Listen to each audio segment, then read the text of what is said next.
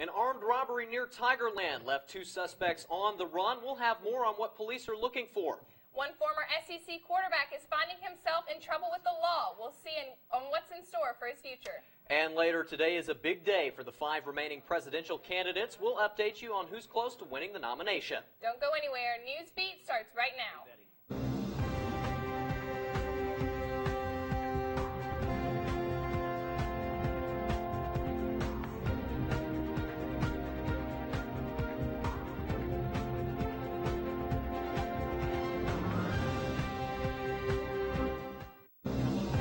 Newsbeat, I'm Matt Houston. And I'm Madeline Adams. The Baton Rouge police are currently investigating an armed robbery on the 700 block of Jennifer Jean Drive near Tigerland. Police responded to the call of armed robbers at 6 a.m. this morning. The suspects have yet to be found. Authorities are currently searching for 2 black males. The men may also be on a yellow Suzuki dirt bike that was taken during the robbery.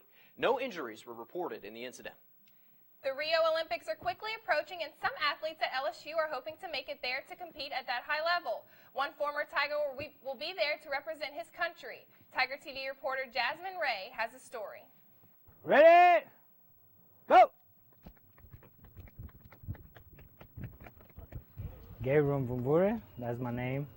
28 years old, and I'll be representing Zimbabwe at the Olympics. From a high school standout in Zimbabwe to a 3-time All-American, NCAA and SEC champion at LSU, Mvumvure prepares to compete on an even bigger stage in Rio. I've qualified for the 100 meters, and I hope to qualify for the 200 as well in the upcoming weeks. Baton Rouge is my base. This is where I do most of my training. If I'm traveling, it's mostly to compete. So in Europe, they have different meets. Depending on how many meets I get into, I might be able to go over there and come back. As a child, Mvumvure never thought of being an Olympian. Early on, I was more of a football guy, so my biggest thing was probably playing in Manchester United. One of my uncles, his name was Mr. Berry, was big on sports, so 2000 Olympics. I really watched those Olympics like a lot with him. And to me then, I love that. I love seeing that performance, the stands are full, everybody's cheering, and somebody's able to be composed enough to win an Olympics or run a personal best or lifetime best. Mvumvure qualified to compete in the 2008 and 2012 Olympics, but did not due to circumstances outside of his control. So finally representing his country at this year's Olympic Games will be a special moment. It's humbling, and I would say it's an honor as well, because there's very few people that can say they represented Zimbabwe at the big stage like Olympics or World Championships.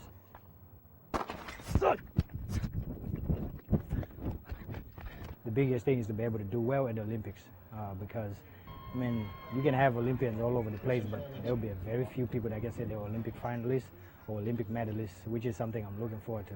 And even if it doesn't happen, I always believe that I'm a winner regardless of the outcome. So seeing the best of me is way better than any medal you can give me, because at least I know whenever I get done with the sport, I know I gave it my all, and I was able to do this, whatever, with no regrets. Gabriel will continue to train throughout the summer, so he will be prepared to compete in August. He was also asked to hold Zimbabwe's flag during the opening ceremonies and said he would be honored to do it. In a recent interview with Vanity Fair, comedian Amy Schumer said she wishes she never wrote the movie Trainwreck due to the theater shooting. The shooting, which took place in Lafayette, left Schumer feeling, quote, helpless and stupid. Schumer stated that when her publicist first told her what had happened, her first thought was, I wish I never wrote this movie. Since the shooting, Schumer has reached out to the victims' families and donated to charities of their choice on their behalf. She's also worked with her cousin, New York Senator Chuck Schumer, on stricter gun control laws. Former Texas A&M and Cleveland Browns quarterback Johnny Manziel has been indicted by a Texas grand jury. The 2012 Heisman Trophy winner was accused of restraining, hitting, and threatening his ex-girlfriend during an alleged assault. Manziel has denied hitting her. The NFL is also investigating the situation, which could lead to a league-imposed suspension if he has been found to violate personal conduct. Manziel was let go by the Cleveland Browns in March and is currently a free agent. He has been on a downward spiral since his freshman year at Texas A&M, where he became the very first freshman to win the Heisman Trophy. Prince's sister Tyka Nelson said Tuesday that the late musician has no known will. Nelson filed paperwork to become the head of his estate. She is Prince's only surviving full sibling. Nelson is filing that this is an emergency situation due to the value of the singer's properties and necessities to manage his business interests. It's estimated that his property could be worth around $27 million. Coming up after the break, we are closer and closer to finding out who will be the Republican and Democrat nominees. We'll let you know what's happening on both sides. And later, the end of the semester can be a stressful time for students. We'll let you in on how they're holding up. 5 states will be voting today in the Northeast, including Delaware, Connecticut, Rhode Island, Maryland, and Pennsylvania. Hillary Clinton is still in the lead over Bernie Sanders. Sanders was on a run for a while, but Clinton took a big step over him by winning the New York primary last week. Both the candidates have been up in the northeast of the country campaigning and attempting to sway voters.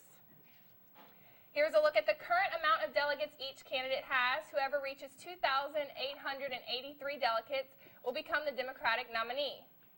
On the Republican side, things are getting a little more complicated.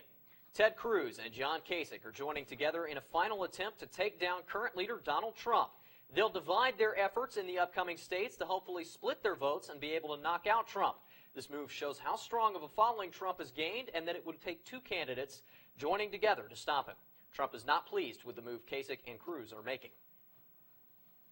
When 2 candidates who have no path to victory, they have no path. They're mathematically out. They ought to quit so we can all get together, we can all unify, and we can all go against crooked Hillary Clinton and beat her. Really, really beat her big league.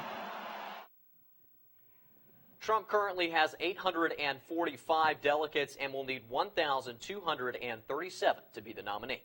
Coming up after the break, see how students are preparing as finals are quickly approaching. Newsbeat will be right back. The semester is winding down, and as many of you know, this final week of classes is known as Dead Week. Dead Week can be a very stressful time for students. Tiger TV reporter Nadine Abusada spoke with students before on how they're holding up. Hey guys, we went to the quad to see what students think of Dead Week, or if there actually is a Dead Week. Okay. Alright, so tell me about Dead Week. It doesn't really exist. There's no such thing as Dead Week because I have exams this whole week too. This Dead Week, it does not exist. I never get a break. Thank you to all of my professors. So as a teacher, did you do Dead Week? Yeah, my students, let's see, all the other major papers were all due last week. Yeah, and then this week because I want them to be focusing on studying for the final. So. Do you think we need a Dead Week? I mean, actually having a concentrated study period, like, without anything would be nice. I mean, although, if they have to extend the school year by a week, I'd prefer them not to do that. I heard from somebody that Dead Week actually starts tomorrow, so maybe that's it. So, Madeline, how has your Dead Week gone so far? My Dead Week has not actually been a Dead Week. I've had about 3 quizzes and 1 project due, so not good for me. I think I have senioritis. That is all the time we have for today, and sadly for the semester, this is our last Tuesday Newsbeat. We'd like to thank everyone who contributed to the Tuesday Newsbeat throughout the semester, especially our wonderful producer, Amanda Luskin. For one last time, on Tuesdays, I'm Matt Houston. And I'm Madeline Adams. Thanks for watching and have a great summer.